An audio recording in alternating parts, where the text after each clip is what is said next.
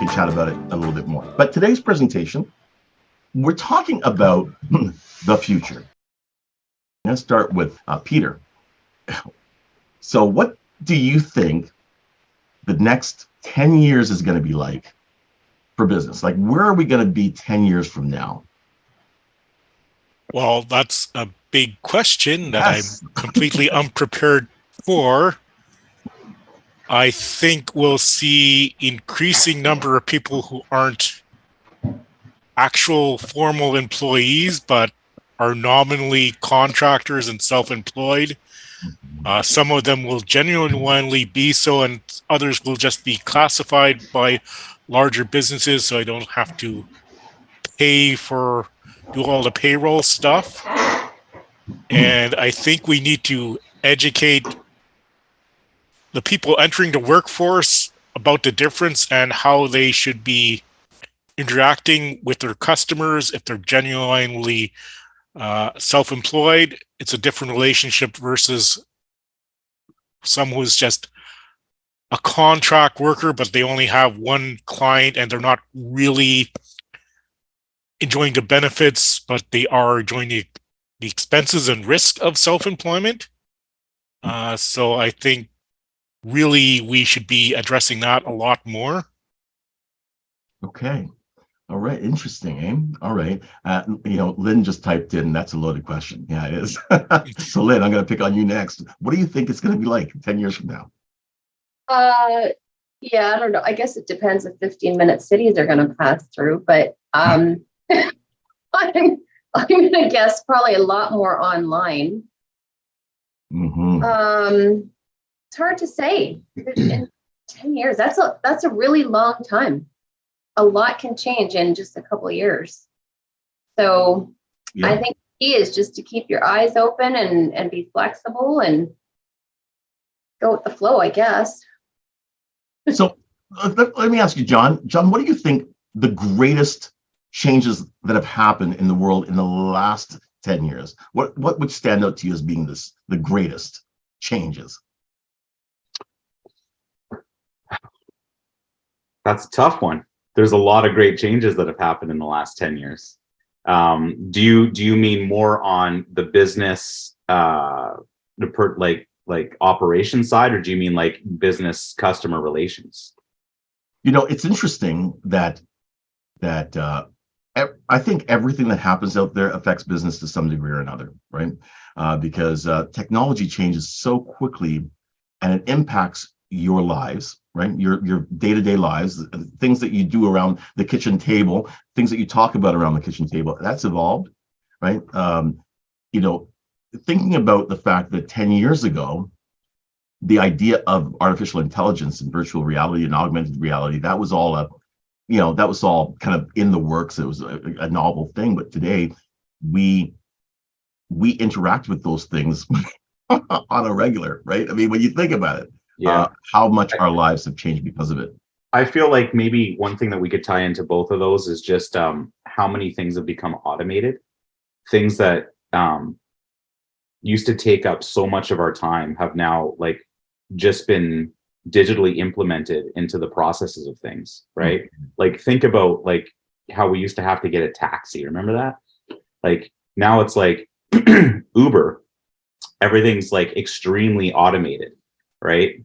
We don't have to like reach out on the phone. We don't have to wonder when it's going to be there. And like, it's funny because it's automated on both ends. It's automated on the user side, but it's also automated on the business side through crowdsourcing. Like they literally crowdsource their entire workforce. Yeah. Right. Okay. So okay. I have a question then. How many people preferred it the way it was before? When you call the taxi company and it says, able taxi, hold on a moment. And then, okay, able taxi, how many, you liked it better that way, Maggie? Really? Yeah. Why? Now, I haven't used Uber in a long time. Not since Burlington. I lived in Burlington, which I switched to be out of self-preservation because Burlington taxi was so slow. But I generally use regular taxis, and I use them a fair amount. But I'm finding definite differences. Now there's three locations, like my home and a couple that I just have to press a button, like I call in, then I press a button. Okay. But after that, I have to talk and let them know where I am. And I'll tell you, one of the issues I'm really finding is the reliance on GPS and exact addresses and stuff. But, you know, back in the 80s, I lived in London and I had friends who drove cab. I was even thinking about doing it myself because I had a license back then. And the thing was, you had to pass a test to get your license, and you had to know that the city, like the back of your hand. You had to know where all the restaurants were, the hospitals were, all the streets and stuff. There was none of this. Half the time, like I call in and it's like, well, where's that? Like, or the driver doesn't know, like, because they're all looking at the GPSs and stuff, and it's ridiculous. And I ran into an issue the other night, like coming back from Oakville the other night. I always call when I'm taking the GO bus, and I know when it's I always call ahead and have a taxi waiting for me. And I tried, and I've done this like coming back from St. Kitts all the time, and I get off at Stony Creek, and it's like, well, all of a sudden, oh, we can't send a car there. We need an actual, like, what's around there? It's like, it's the GO station, like it's like an actual, you know, on Centennial, it's an actual location. Right. And all of a sudden you wouldn't do it. Okay. And then the other guy, I went to the competition. Okay. So and they sent it to the whole station. What are your thoughts on that? So I look at it from the other angle because I take public transit. So they have the Presto card, like, you know, the little digital card, you tap it to pay your fare. But they have automated their phone line, their helpline, and you cannot, no matter what you do, no matter what you press, there's no possible way to get a live person. And there's no one who works the desks in the GO stations anymore. So this is a problem because I have an issue with my card and I can't fix it. I don't want to pay $6 for a new card because that's outrageous. Yeah. I hate businesses that they answer the phone and they answer by, if you want, press this, press that, press that. Yeah.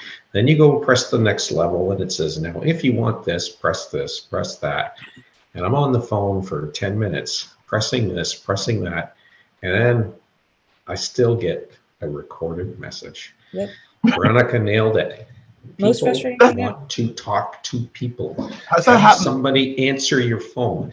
I want to talk to accounting. I want to talk to Bob in accounting. Can you please give me Bob in accounting?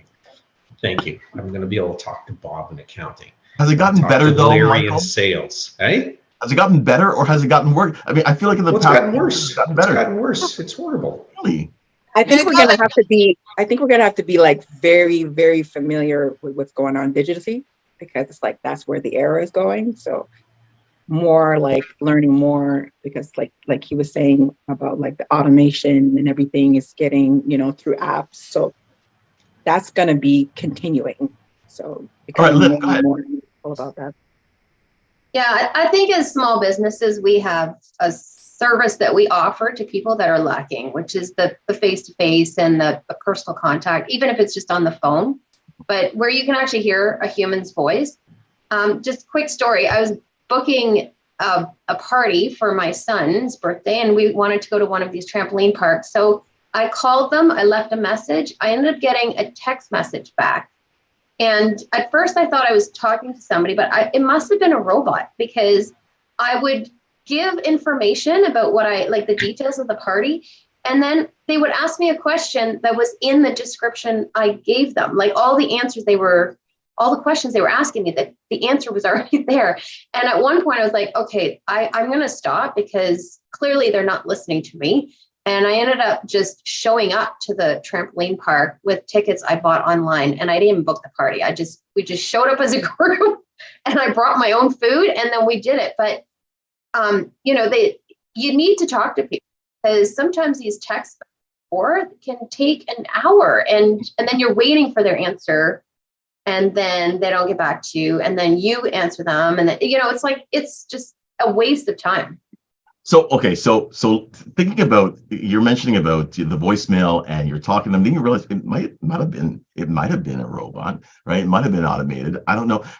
It's interesting that we're getting close to not being able to tell who we're dealing with, right? Yesterday, I was watching on the news, and they were talking about how fake news coming out of the East is they're coming up with their own newscasts, but they're using a platform that we actually presented on Tech Talk, which is Synthesia, and they use fake people to run their news, and so it comes across as being real, and people believe it, and it's all fake news. So and people believe it because there's a live person, and that live person is saying all kinds of crazy things, and it's really hard to tell. So I'm thinking that the future is going to require people that are very involved in looking at whether this is real or not. Trust in things is going to diminish, right? It's going to be harder for a small business to gain trust out there in the marketplace. So that's my idea. Go ahead, Michael. So people want to talk to people, and if you don't have people there, you don't get the answers you need. Automation doesn't serve your clients. It serves your bottom line, the business owner's bottom line. But it's not something that's actually a positive outcome for the client. It's actually, from my perspective, it's a negative. So if you want to cheap out and use an automated system, you might be losing some of your clients because not everybody is willing to talk to a machine. I want to talk to people and get the answers I need. And, I don't want to be doing all kinds of text messages. And, even sometimes when someone says, well, set up an appointment, well, text me a time. Oh, so you text them a time. Oh, no, that's not good. I'm free at this time. Now you're doing 20 minutes of typing. It's like, pick up the phone. Oh, Fred, are you available Friday at 3? Yeah, okay, good. Let's do the meeting then. Not all this. People are making easy things more complicated than they need to be. Fascinating. Okay, Chris, go ahead. I was just going to say we've had fake news for quite a while, even before AI, but that's another story. But the other thing I was going to say is that I think we've almost started to rely too much on the digital. I mean, I have actually contacted places and spoken to a live person, and the live person was reading from their computer what I was obviously telling them was not the case. Like, I'm standing here, it is not the situation that you have described on your computer. Whether somebody screwed up entering it, I don't know. But as we used to say in the old days, garbage in, garbage out. It's only as good as the guy entering the information. And people just look at the thing, and I mean, that's the whole thing behind identity theft, is people believe what the computer says, not what's right in front of them, which is ridiculous. So are we in a transition place, Chris? Today, if it was a snapshot, are we in transition between a brand new technology that's untested to a perfected technology that we're going to rely on heavily? I think we're more in a transition of, we have so much foolishness out there. We're going to have to develop better skills at identifying reality. And unfortunately, I suspect that's going to become harder and harder, because I look at the chat AI and some of the other video things that are available, and I'm thinking, I mean, it used to be, people say, a picture's worth 1,000 words. And right now it's a picture ain't what it seems to be, because I can make a picture virtually anything. And without a complex analysis of the picture, you can't tell the difference. But I can make a picture of you, Ivan. You're standing at the top of a mountain right now. Don't tell me you're in Hamilton, because I'm just going to put out a picture of you at the top of the mountain. And by the way, why aren't you wearing a coat? Because it's cold out. Because your brain tells you that Ivan is on the top of a mountain. It's cold out. There's snow everywhere, right? Right. And this is and I got fired. TV networks have been doing that for years. I've told you the story before about the lady who was reporting from Washington, and it was the middle of March. There was a snowstorm in Washington, and they've superimposed her out in front of the Capitol building. And people started calling in, why is that lady not wearing a coat? Why would you make her do an interview out on the street in a snowstorm? And they had to admit that she was in a studio in New York. So our eyes say believe what's in the picture, but you can't even believe the picture anymore because it can be big. Yeah. Okay. So this is really cool. Okay, it's 10 o'clock, 10:01.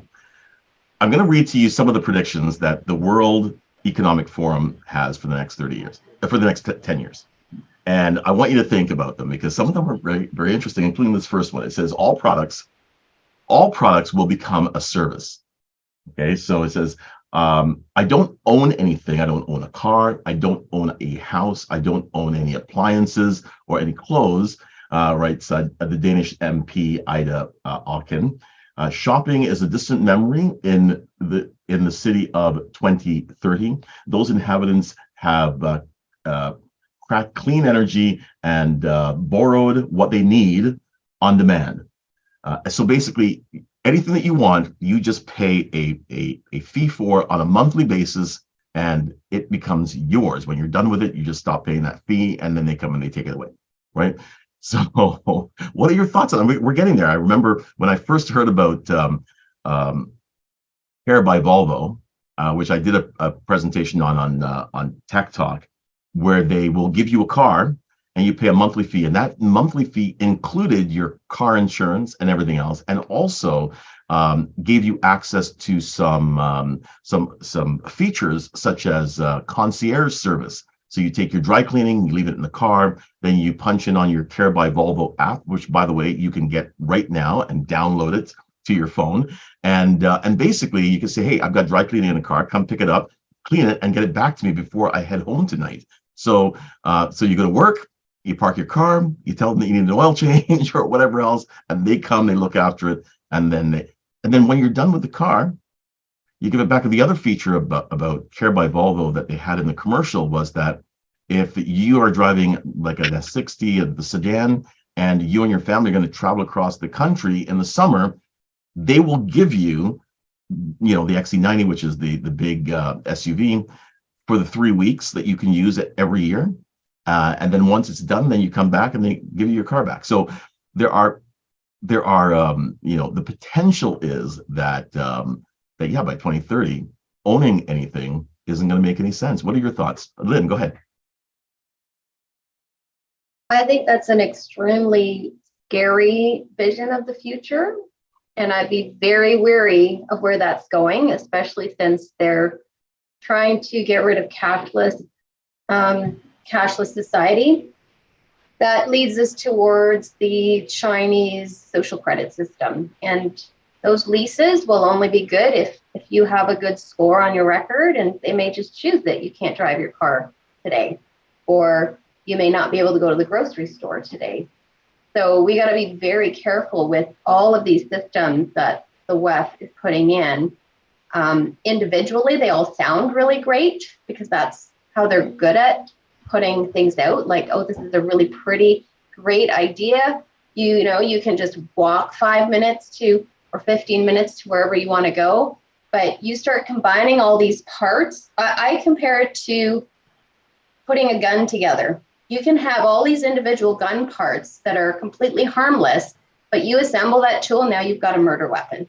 So, and put in the wrong hands, if you want to go hunting, that's great. But if you put that gun in the wrong hands, that's what you want to be watching out for.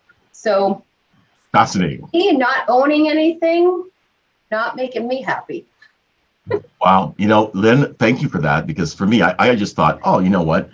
Every month you wake up and there's a menu in front of you. What do you want to select this month? Yeah. What services would you like to have? And it's a good thing, but you're right. Go ahead, Chris. Oh, sorry, go ahead. We'll be eating crickets, not steak, right? So Right. I'll send you a good video, Ivan, after you can watch it. Please Let do. me know what you think. Thanks. All right, Chris. Excuse me. I just thought it was interesting because the indigenous populations never owned anything. It was community stuff, and the land belonged to, the Great Turtle, and it's kind of interesting to people are thinking about sort of going back to, and the hunters brought in food and everybody shared the food, and it's kind of an interesting concept. Although the whole idea of ownership is really kind of a construct anyways. In many ways. Okay. We've decided that we have to own something. Right. It's the only good thing I can think about the car thing is that it would reduce a lot of the waste, because you wouldn't have all these extra things running around that are unsold. Right. Do It you know would what, be Chris? it would be built on demand, I suspect. Okay, so my beef, I'm just going to put this out there. And I see your hand, Mike. Michael, my beef is this. If I have a car, which I love my S60, my S80, I love it. It's a beautiful car. It drives great and everything else. Why do I have to get rid of it and get another car? Why can't you give me an upgraded version of the dashboard and just install it? Like, why can't I take it back to Volvo and say, hey, listen, I know that you have this new technology coming out. Will you have an upgrade for my car? And they go, yeah, of course. Of course. And you come in, you pay $1,800 and they'll give you a brand new, sexy dashboard or whatever it is, whatever the technology is. But no, I've got to get rid of the entire car, right? Planned obsolescence, right? Yeah, absolutely. That's exactly right, Cassandra. It's like, and then they go, oh, you know what? The landfills are, no, why don't we just. But that's because you have to own it. Okay. If they have to sell you the unit, if you were renting it, they could take that unit and make it into another car. Right. Because it wouldn't be lost to their system. Right. It's like beer bottles. We send them back, they come back to us. You know what I mean? They just keep recycling. Right. Okay. All right, Michael.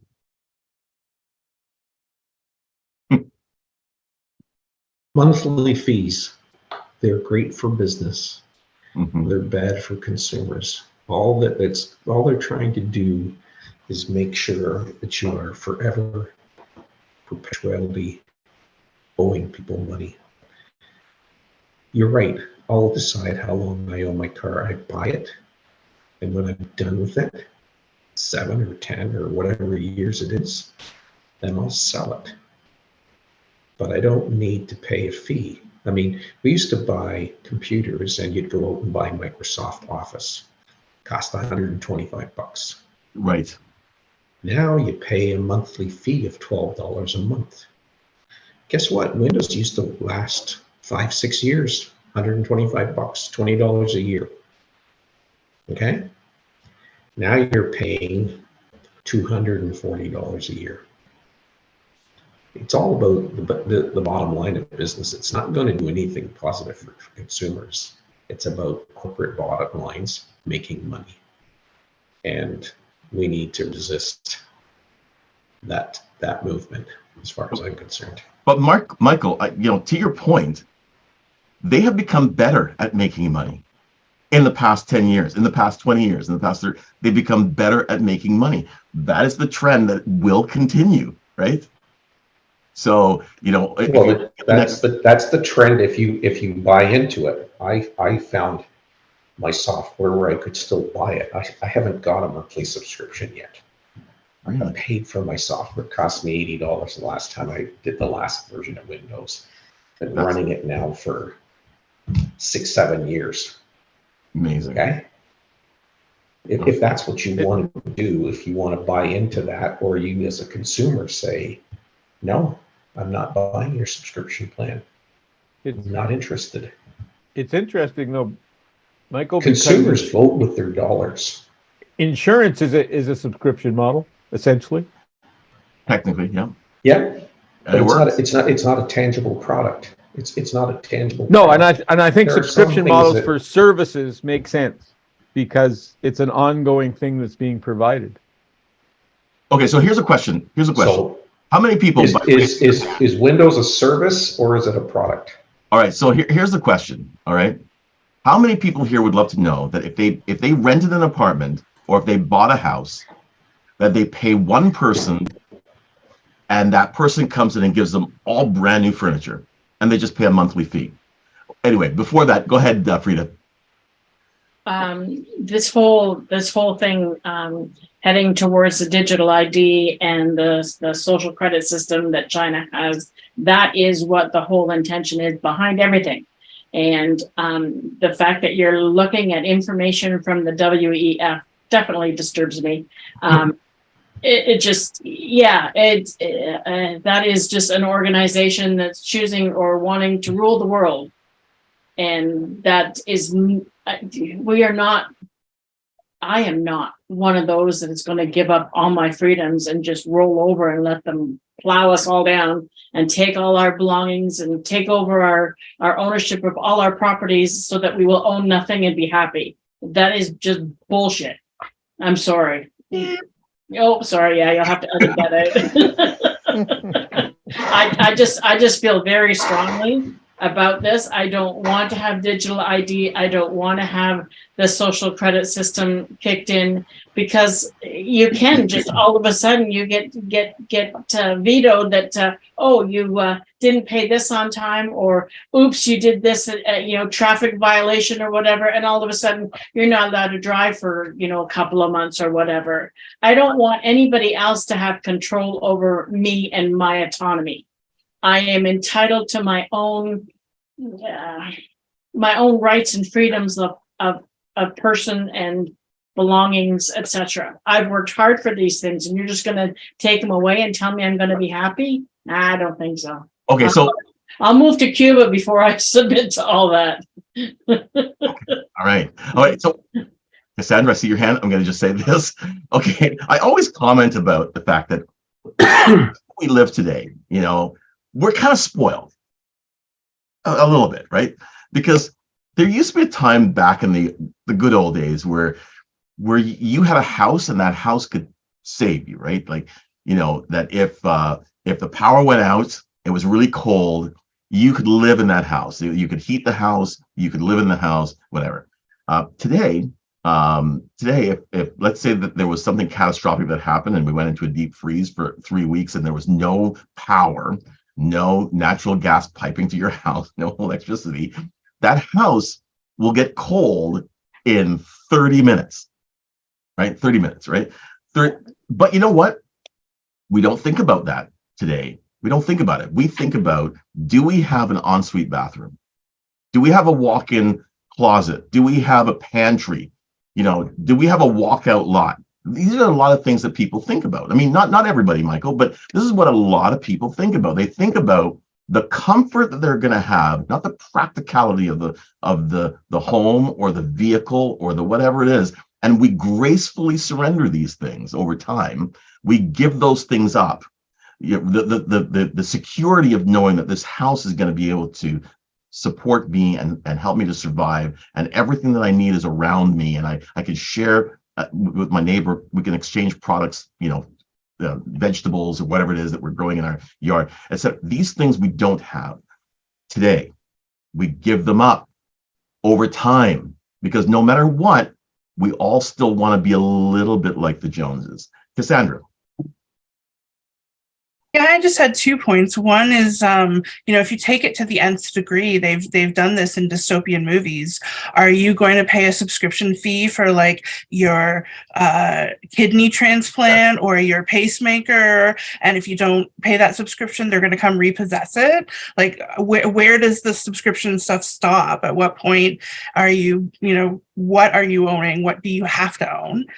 And the other piece is, what about the bottom end? Are we going to have a universal basic income? Because there's a lot of people that can't live right now with the cost of things. And what if they have to have a subscription for all of them? They certainly, are we going to pay people the money to live off of? Are we going to have that universal basic income?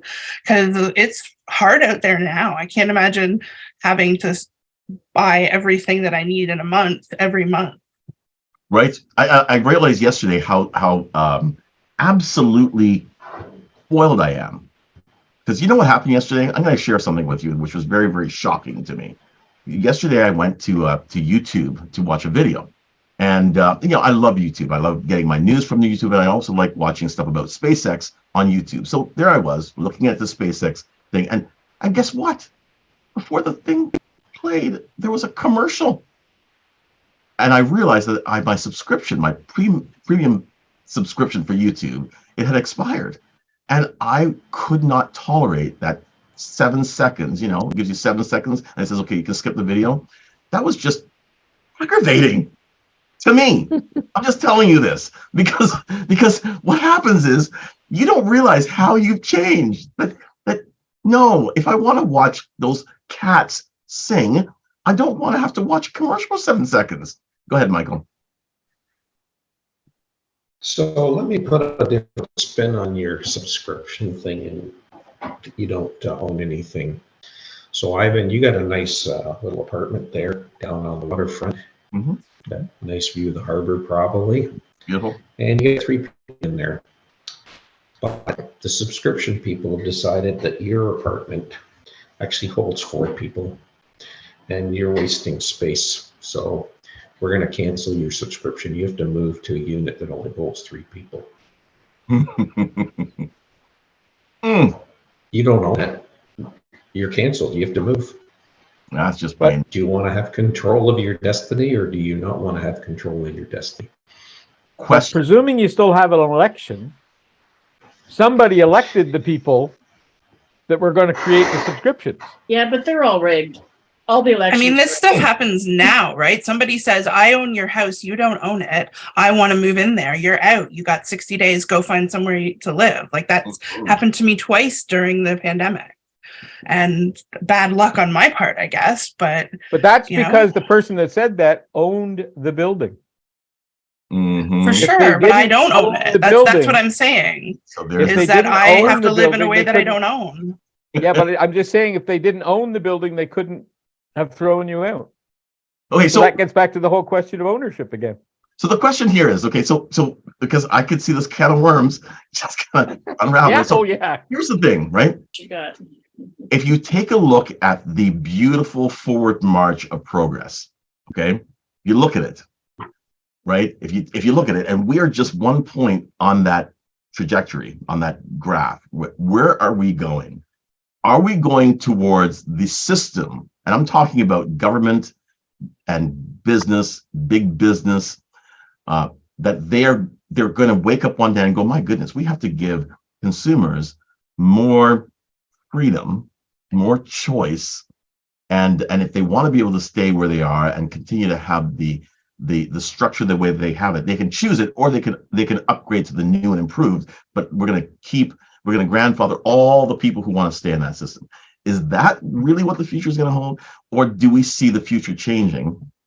And there's a point to this. There's a point to this. It's not just a playful banter about the future and how we're going to handle it. It is about business and how we adapt to the future. How do we adapt to the future? Now, check this out. If the average business is moving into more automation, like how many people know that this is a one-man business, but when you call that one-man business, it says, to speak to accounting, press 1. To speak to sales, press 2. Like, you know what I mean? Like, why do we make it so complicated? Because before there was the technology, you just call him and he answers the phone. Hi, it's Bob, right? But today you've got to go through his voicemail because he wants to sound like the big guys, right? So what I'm saying is, we're moving forward. Where do you see this thing going? And how do we as businesses provide a better option in the future so we can gain more market share? Go ahead, Peter. So you speaking about wanting to talk to a live person, myself and a lot of millennials and younger generation want the opposite. But sometimes they put up barriers by making you phone people, because I kind of committed to cutting my cable a long time ago, but I want to do it by logging into my account and clicking cancel and being done with it. But it's the one thing they make you do to phone them in. Anything else, you can do it on your account, which is usually buying stuff. But to cancel, you have to phone them, which I don't like doing, first of all. Second of all, I expect an experience where I'm on hold forever. Then I expect to have a huge argument with them about why it's so great to keep subscribing to this cable, which is basically I'm being paid to be advertised to, as far as I can tell. And so I haven't done it because I just don't want that experience. And I'm pretty sure they deliberately set it up that way. Fascinating. Go ahead, Chris. I was just going to say that the potential for the future is simply larger and larger corporations. And you eventually get to if you read enough science fiction, you eventually get to the fact where the corporations run the joint and the government is an afterthought. And if you look at the consolidation of things, Facebook or Meta, pardon me, is a classic example. Anytime, or Microsoft is even better example. Anytime somebody comes along with a new technology, the guy with the most money just buys it. Right. Okay. So Peter just touched on a really great point. I hate going up to people at the movie theater. I don't like going up to the people at McDonald's. I prefer to go to the machine. I do. I prefer the interface. Yes, even though, yes, those screens are full of feces. I get it. I read the article, but I prefer, with sanitizer, to use the machine. I love the self-checkout. I love it, because unfortunately, sometimes you go to the checkout and you end up in a worse mood than when you went in, right? Some of these people just don't feel like, they look like they hate being there, right? And I don't need to go through that experience. But yet, there are other people who just love that experience and they hate the self-checkout. I see you, Maggie. I see you. I love you, baby. Okay, so here's the thing, right? Does the future provide us with more opportunity for people that prefer not to deal with human beings? Because they do exist. Your thoughts? Teresa, I'd love to hear from you. I'm kind of weird because I guess I don't mind either. And it also depends on what mood I'm in. Like, if I don't feel like talking to someone, then yeah, I'll do the self-checkouts. If I feel like I'm happy-go-lucky that day, I might, and they look at them and they're kind of like in a, got a decent face, I might, go there instead. So, all right. Or if I have like a complicated, order, depends. I might do self-checkout because I know exactly what I can pick. But yeah, it really just depends on the day for me. Awesome. Okay. All right, Frida. I like brightening other people's days, and I like to give them the opportunity to do the same by talking to them and encouraging them, or saying, you got a great smile or whatever. Sometimes I just say, thanks for being so friendly. And it gives them a boost as well. So, kindness is free. And with the self-checkout and all these automated systems, we're totally losing that kindness factor in everything we do. And so you can't add value to someone's life, or you can't inspire them or encourage them through a stupid machine. So no, I'm more for I'll wait in line like at Shoppers Drug Mart. I'll wait in line 10 people and all the self-checkouts over there are empty. Or there's one person there and I will wait in line with 6 people ahead of me because I would rather talk to a person. And I would rather give them a job than allow these big corporations to take away all the jobs and just put in machines, because it's not the same thing. Are the corporations taking away the jobs, or are the people giving away their jobs? Just a question. Anyway, a bit of both, I think. A bit of both. Okay, good. Go ahead, Alessandra. So Frida, good for voting with your dollars. Yeah. Go ahead, Alessandra. So my 2 cents on the matter is, I have to wonder if bigger corporations, the ones that people are increasingly getting more and more frustrated with, the more they automate, the more they make life difficult. I feel like that's a better opportunity for us as small business people, because we add that value, we take that personalized approach. And I think people are starting to realize that more and more. Like, even just for my industry, the broker side of mortgages is growing every year. And that's because even if you contact TD or Scotia or RBC, they're all pushing those automated systems. They're all pushing, just put your info in, get a pre-approval. Great, but those automated pre-approvals often come with a lot of problems because they don't always run a credit check. So it's like, you go to buy a house, you're told you're pre-approved by the system, and it's like, by the way, you've had a bankruptcy, so we can't give you a mortgage. How's that? How fun, right? But even when it comes to even some smaller services. Like I feel like people are going to turn more towards, I'm so sick of these big corporations cutting back and cutting back and cutting back and having all these automated systems. I almost wonder if we're going to see more of a switch to these smaller companies, like smaller grocery stores who don't have any self-checkouts, or, you know, maybe we're going to see more phone companies that are allowed to come in, and we're not going to have to just stick to like Fido, Rogers, and we're going to have smaller companies that have better customer service. So I think that'll be something that's really interesting to see over the next 10 years that you asked about earlier. Wonderful. We have to petition the CRTC. Just to add to what Alexander's saying is that the businesses that are seeing the trends and then they change their processes to accommodate people, I think they're going to do well. Go ahead, Maggie.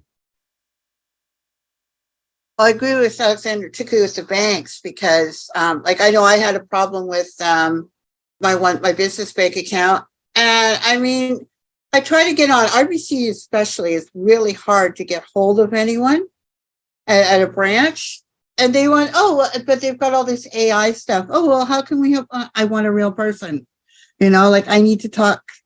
And sometimes, or you can type in your question and they give you a whole bunch of crap that has nothing to do with it. So it's really, yeah. But and of course, everyone knows I hate self-checkouts. I refuse them.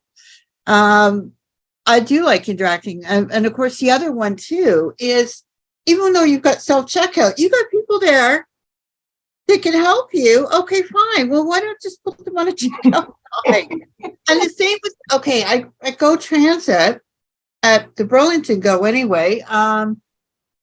They have the machines there. They've closed all the booths, or for information only, but they can't sell you. I mean, like, and yet they still got people working. So like, why can't you just, I know. because I prefer to buy my own. I don't like using those. I'm getting used to the machines, but I don't like them. And I prefer, even if I'm using my tablet, I still prefer. Maggie, I've noticed lately that even pressing 0 doesn't work anymore. I know. It's like, Yeah. no, sorry, you pressed the wrong key. Like, what happened to 0? Anyway, go ahead. Yeah, that Chris. was always, if you want to talk to a real person, press 0. Yep. Yeah. We gotta wrap it up soon. Go ahead, Chris. The only problem with the move to smaller units is they have to survive long enough to be there when we make the transition. Yes. And I know if you go to most places, as soon as Walmart comes in, for example, the little guys disappear. And then everybody decries the fact that they've disappeared, yet they all shopped at Walmart. That's right. Absolutely. We did it. Go ahead. If you want the small town businesses, patronize them. Yeah, you have to shop there. You got to pay them some money. Right? Don't buy your T-shirt for $3 at Walmart. Buy it for $5 at a mom and pop shop. It's like, it's real simple economics. Okay, go ahead, John. Yeah, I just thought I would chime in here on all of this because I can see how, you know, people are feeling like you know, all of this, you know, new technology and automation and stuff like that can be scary, or, you know, you feel like it could take away your freedoms and things like that. And I get it. I do. I maybe see things a little bit differently because I'm one of those people that likes to have a choice. You know, I want to be able to choose whether I have a subscription or I own something. I want to be able to choose when I go to the grocery store whether I want to go to a live person, or, you know, I just have a couple items and I can scan them quickly and I don't have to wait in a line of 10 people who want to talk to a live person, right? I see a lot of value in automation. I see progression in automation. And when you call a line and you get, you know, an automated service that might, you know, an automated phone service that might actually get you to the person you want to speak to quicker than having to make a phone call that says, oh, call this number. And then you talk to that person. They say, oh, call this number.